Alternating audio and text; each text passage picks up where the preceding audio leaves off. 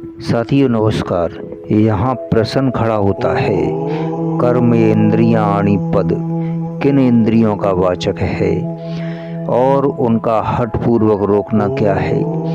यहाँ कर्मेंद्रियाणि पद का पारिभाषिक अर्थ नहीं है, इसलिए जिनके द्वारा मनुष्य बाहर की क्रिया करता है अर्थात शब्द आदि विषयों को ग्रहण करता है, उन श्रोत, त्वचा, चक्षु, रसना और घृणा तथा वाणी, हाथ, पैर, उपस्थ और गुदा इन 10 इंद्रियों का वाचक है।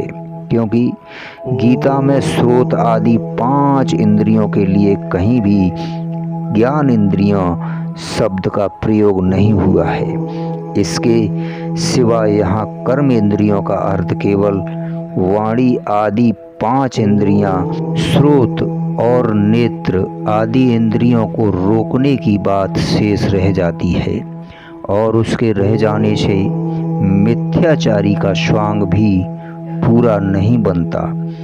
वाणी आदि इंद्रियों को रोककर श्रोत आदि इंद्रियों के द्वारा वह क्या करता है। मित्रों, यह बात भी यहाँ बतलानी आवश्यक हो जाती है, किंतु भगवान ने वैसी कोई बात नहीं कही है।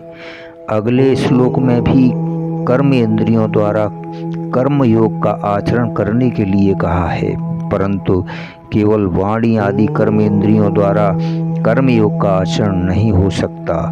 मित्रों, उसमें सभी इंद्रियों की आवश्यकता है। इसलिए यहाँ कर्म इंद्रियाणि पद को जिनके द्वारा कर्म किए जाएं ऐसी सभी इंद्रियों का वाचक मानना ठीक है और हठ से देखना, सुनना आदि क्रियाओं को रोक देना ही उनको हठपूर्वक रोकना है। धन्यवाद, शुक्रिया।